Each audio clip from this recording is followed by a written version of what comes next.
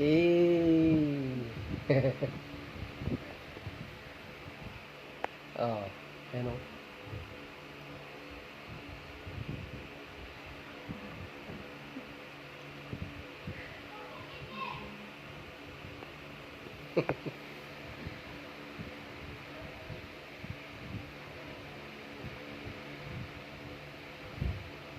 Parang hindi ka masaya sa binigay ko ah.